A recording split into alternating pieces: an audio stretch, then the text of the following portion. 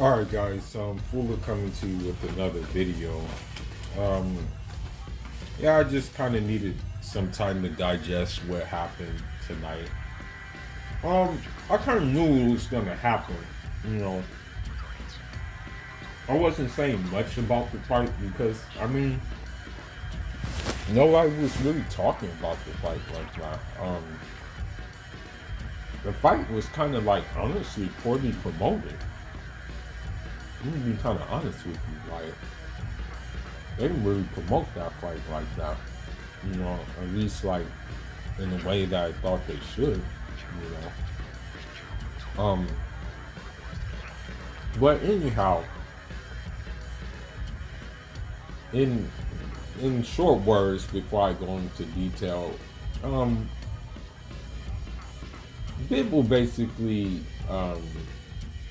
put a Vladimir Putin on Canelo and the warrior words. And the reason why he did so is, number one, weight classes exist for a reason, right? And the thing is again, he fought at 175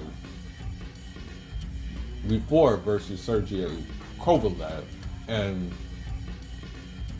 Sergey Kovalev dang near got knocked out in his last fight. I think in fighting Canelo, he had maybe I think like a 4-week camp, or maybe a 6-week camp, right? So this doesn't surprise me, because number one, full camp. Number two, bigger. Naturally a bigger guy. Naturally a stronger guy. Naturally at that weight class. Now, what was interesting is that the so-called power that people say Canelo had, it was ineffective tonight. He caught Bivol with some uppercuts, and Bivol just ate them like champs. Like he just ate those things. Like he was like, man, I eat these. He's like basically put some icing on them, and I'll eat those. You know. And so, I'm gonna be honest with you. Canelo literally had one plan for the night. His one plan was literally to walk Bivol down. You know, that was his one plan. Because, again, I've been saying this, and you saw this last week, versus Oscar Valdez. In the school of Eddie Reynoso, they don't train footwork. They don't do footwork. They don't believe in footwork when it comes to boxing. Like, this is something they just don't do for some reason. You know, they just dislike footwork. I don't know why, but this is something they dislike. Okay. Now,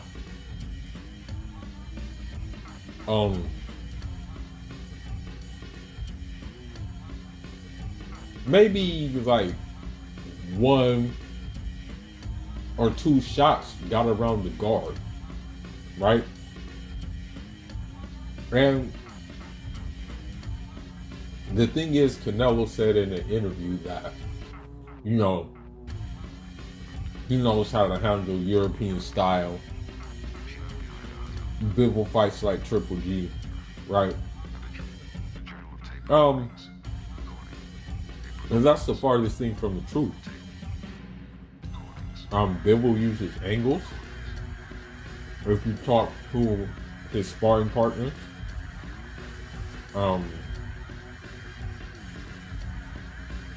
the jab was all in his face the whole night. That's the thing. You know, that's just basically what it came down to, was that jab was just in his face the whole night. Um, what else it came down to is, and this was crazy. I found it so crazy. And I found it very hypocritical too. I'm like, huh? What are you guys saying? I was like, it's like, what are they saying? But you heard Canelo fans saying Bivol was flat-footed. I'm like, huh?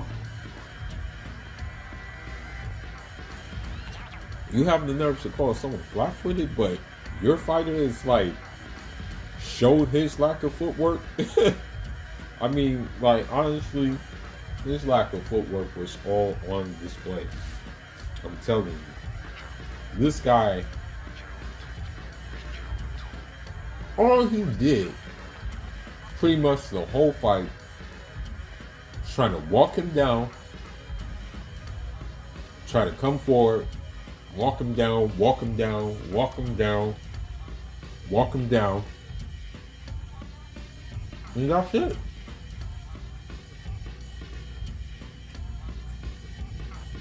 The only qualms I have about Bivol, and I've been rocking with Bivol for a long time. Ever since he beat Sullivan Barrera, sorry, I know he's a Cuban guy, fellow Cuban, or I should say Cuban guy, Cuban patriot, basically. I knew Bivol had a good skill set. Now, the only qualm I had about the fight was I really think Bivol could have put it on him more. But I think because this was the big stage for him, he didn't want to act out of his element, right? And we know Bivol likes to box. We know he'll box you all day. He'll box you 12 rounds and pester you those 12 rounds. But there were points in the fight where Canelo would like reset. I'm thinking to myself, like, yo, hop on him. Don't wait for him to reset. Get him. I'm like, he let this guy walk away. There were times in the fight where, like, Canelo was turning his back to him, and I'm like, huh? Why don't you jump on him now? You can catch him with something. And I mean, like, when I say he was jumping on him, I mean, or when he was turning his back towards him, I mean, his hands were down. I'm like, yo, why does he hit him now? Right? Well, for some reason, he didn't do it. I don't know why. I found that quite odd, He should have, like, laid him, but I don't know why. He don't want to. But,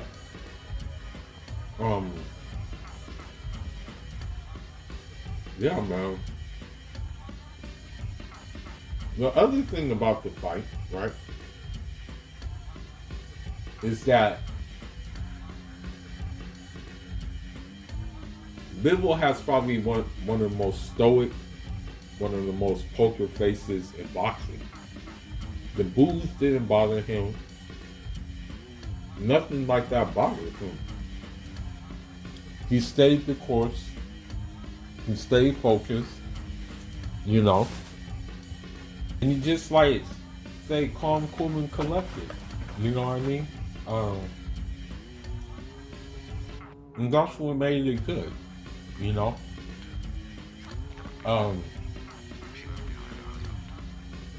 The fame didn't bother him. He really didn't talk a lot. That's the thing I like about Bivol. He didn't really talk a lot. He's calm, cool, collected. And he let his skills do the talking. one thing I was impressed with him was that, you know, he made adjustments. When the uppercut was coming, right? He got hit a couple of times. But then he did the half step back. And so he took that uppercut away from Canelo, which I was pretty impressed by, you know. He just took it away. It wasn't effective anymore, right? I'm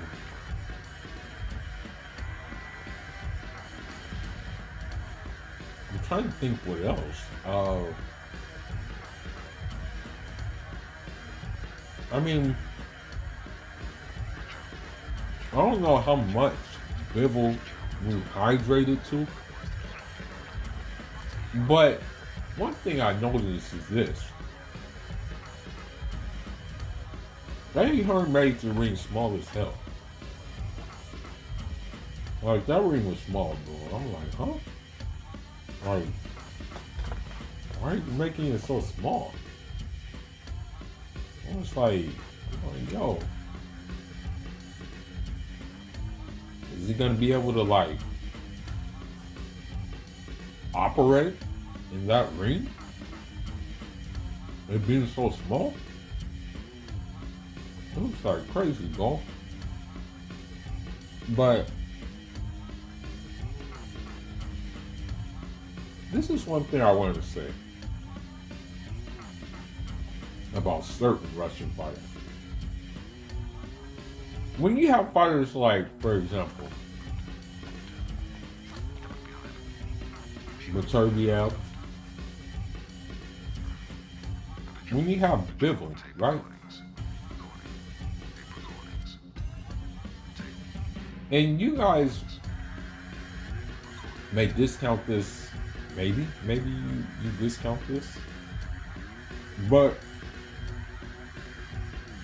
these two fighters, they come from Muslim areas of Russia. You may say religion doesn't have anything to do with it, but it is the foundation. And one thing that Islam teaches, especially when you're in a war, is that you must keep your composure. You must, if there's any cowardice, and you must conceal it, and you must just stay calm, and you must be relaxed. And I think that played a part in how Bivol handled the fight. You know, his trainer was very just like, okay, here's what you have to do. You have to do this. You have to do that. You know what I mean? Like, his trainer was even composed. His trainer, you can tell that his trainer didn't even lose, like, his trainer wasn't even losing, like panicking. His trainer didn't have, like, there was no panic button with the trainer. So that's another thing I noticed about that fight, is that there, you know, his trainer was just composed, calm, cool, collected. You know, so with that being said, that in itself became a contribution to Bivol's success. You know, I'm gonna be honest with you. And so, you know, the only downside is they were trying to give like a draw. They were trying to do that on the scorecards, and the fight honestly was not even close. You know, I mean, you know, Canelo tried to go to the body and stuff like that, and it just landed on the guard, bro, most of the time. I don't even think Bivol was slowed down in that fight at all. Like, one thing I did notice is that Canelo got hurt in that fight, and he started holding Bivol. Yeah, he caught him, and you know, he started clinching. I'm like, oh, he hurt him. But yeah, you know, it's good that this happened. The Canelo fans are going to make an excuse for him. Of course, you know, I'm here for it. I'm here for all the smoke with him. You know, they come to this page and troll. But I already knew this was kind of going to happen. They said, you know, Bivol was too slow and stuff like that for Canelo, this, that, and the other. Well, you know, it is what it is. Obviously, he wasn't slow tonight. And one other thing, you know, end on this note, because I really don't know what else to say at this point. You know, there's really nothing to say because honestly, all Bivol did was just outbox Canelo. You know, like he just outboxed him. Like that's the thing. Like that's all he did was just outbox him. You know, outland him, all types of stuff. Just outjab him, outmaneuver him. Like that's all he did tonight, bro. But I mean, the last thing I guess I can say about the whole fight is that I don't know why Canelo wants a rematch with him, and the rematch is going to be worse for him. You know what I mean? And now this, I'm glad that which one will call it, Bivol messed up Triple G's money too, because at this point it's like, okay, does he fight Triple G or not? And what significance would it have if he did fight Triple G? You know what I mean? That's the question that needs to be asked. But it's cool though, you know, it's good that this happened. I'm very content that it happened the way it did happen. You know, Bivol, I think he waits for the winner of Joe Smith and Arthur Beterbiev. They unify those titles. And the lightweight division is good. And the crazy thing, here's the crazy thing about the whole situation right now. The fight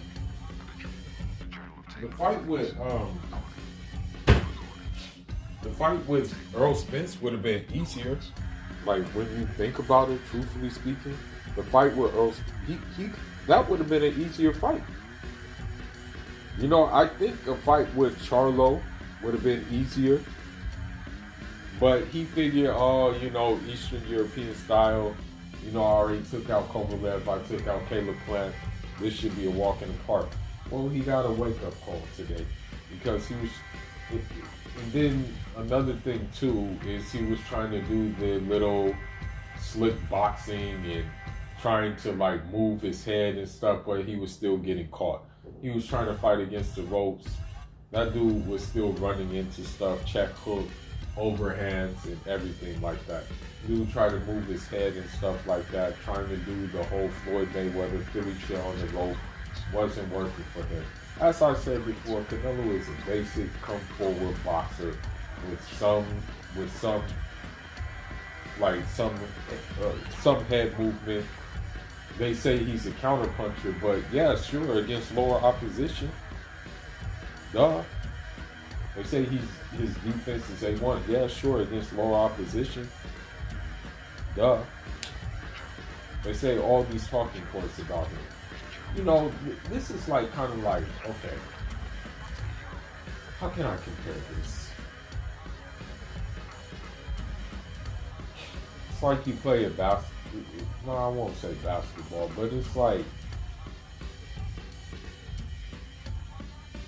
you're on training mode in a game, right? And then when you finally hit to the real game, you find out it's different from training. And that's just what happened. You know, that's what happened. You know, what Andre Ward said, aged pretty well. You know, it aged pretty well.